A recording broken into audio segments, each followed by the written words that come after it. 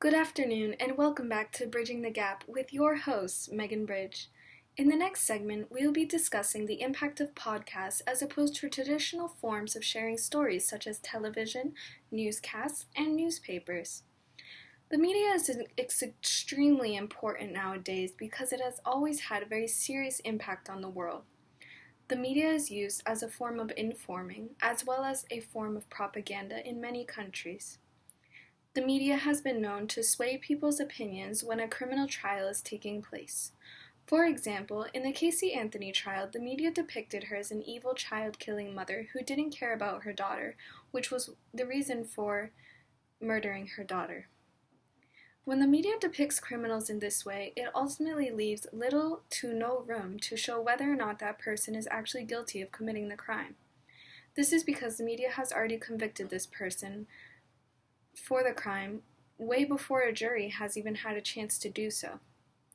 I think that podcasts are a very good way of sharing cases because they allow for people to make their own opinions while listening to a series of recordings and interviews conducted by a reporter.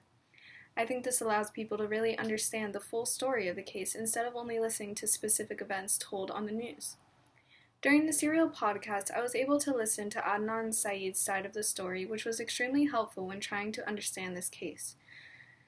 News stories do not give a chance to hear the other side, which negatively impacts the person's character as well as the trial. And I also think that podcasts allow us to completely understand the case because of how much information is given in a podcast. It makes us feel like we're investigating this case right alongside the reporter, and I feel like podcasts are way more personal and they're way more informative than any news story. In the case of Adnan Syed, Sarah Cohen allows us to listen along to interviews that she conducted, as well as listen to her phone calls that she shared with Adnan Syed. And from these phone calls and these interviews, we are able to decide what kind of character Syed is and decide if he is a good character or if he was someone who was potentially capable of murdering his ex-girlfriend.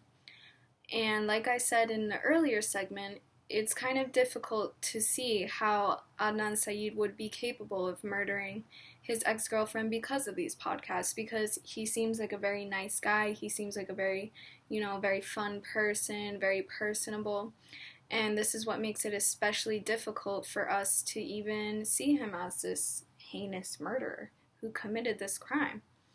And I think the podcasts really allow us to see these things, and they allow us to really view Adnan Syed, which many criminal trials that you watch on the news, you are not able to do anything like this at all. For example, O.J. Simpson's trial, we saw O.J. Simpson as just a football player who killed his wife, but obviously there were two sides to that story, and many people thought he was innocent, while others thought that he was guilty of the crime. But either way, the media depicted him as a very evil person who brutally murdered his wife, and I think that podcasts would be a very good way for the public to get involved in trials as well, because the public is able to essentially listen to the trial and really understand both sides of the story and really, pinpoint what exactly happened during that time, which is very important because we don't really know